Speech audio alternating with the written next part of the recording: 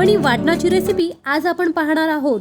मालवणी वाटण मॅक्सिमम 8 दिवस फ्रीजरमध्ये स्टोर करून ठेवू शकता, जेणेकरून भाजी, उसळ, आमटी यामध्ये चविष्ट ग्रेव्ही बनण्यासाठी उपयुक्त ठरेल। अर्धा वाटी कातलेले ओले खोबरे, अर्धा वाटी किसलेले सुके खोबरे, 2 चमचे खसखस घेतलेले आहे, 1 चमचा किसलेले जायफळ, 3 किंवा 4 मीडियम आकाराचे दालचिनीचे तुकडे, 5-6 कढीपत्त्याची पाने, 15-20 लवंग घेतलेले आहे आणि एक नॉर्मल चमच्याच्या प्रमाणात मिरी घेतलेली आहे। कोथिंबीर स्वच्छ धुवून पाववाटी या प्रमाणात घेतलेली आहे। 2 चमचे बडीशेप पावडर, तुम्ही त्याऐवजी बडीशेप देखील वापरू शकता। उभ्या आकारात पातळ असे 4 मोठे कांदे चिरून घेतलेले आहे, एक मोठा आल्याचा तुकडा आणि 15 लसूण पाकळ्या यांची आलं लसूण पेस्ट। तव्यात 1 चमचा तेल गरम करत ठेवले। तेल गरम झाल्यावर त्यात मिरी आणि लवंग घातले।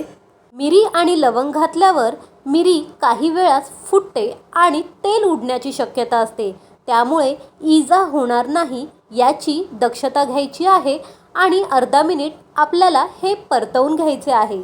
सावधगिरीने लवंग मिरी परतवून झाल्यावर आपण त्यात ॲड करणार आहोत दालचिनीचे 4 मध्यम आकाराचे तुकडे आणि नंतर ॲड करणार आहोत 2 चमचे जायफळ पूड। हे जायफळ मी किसून घेतलेले आहे। आता आपण ॲड करत आहोत 2 चमचे खसखस।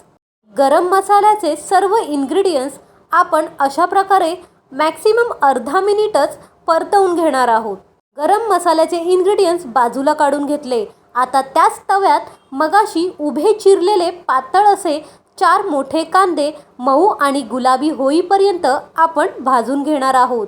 तवा ऑइली असल्या कारणाने मी फक्त 1च चमचा तेल घालून कांदा व्यवस्थित असा भाजून घेतला।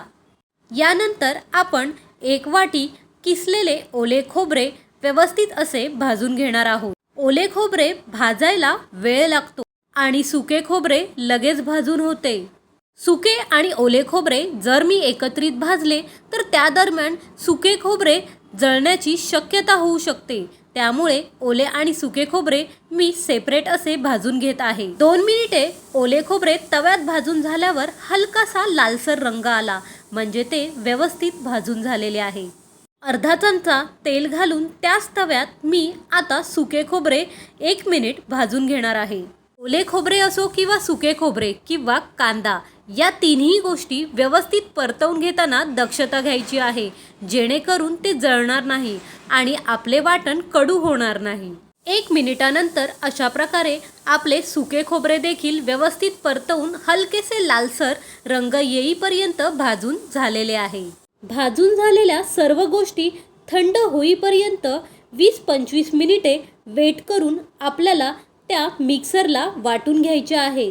केलेले वाटण तुम्हाला फ्रीजरमध्ये स्टोर करायचे आहे। मिक्सरला वाटण लावताना पाण्याचा जेवढा कमी वापर करता येईल तेवढा कमी वापर करायचा आहे। चला तर मिक्सरला वाटून घेऊया। सर्वप्रथम मी कांदा घालून घेतला, त्यानंतर भाजलेले गरम मसाल्याचे सामान। आता आपण भाजलेले सुके आणि ओले खोबरे घालूया। वाटण मिक्सरला लावताना ते पातळ होणार नाही याची काळजी घ्यावी। वाटण जितके घट्ट असेल तितके ते दीर्घकाळ टिकेल, त्यामुळे वाटणात पाण्याचा जास्त वापर करू नये।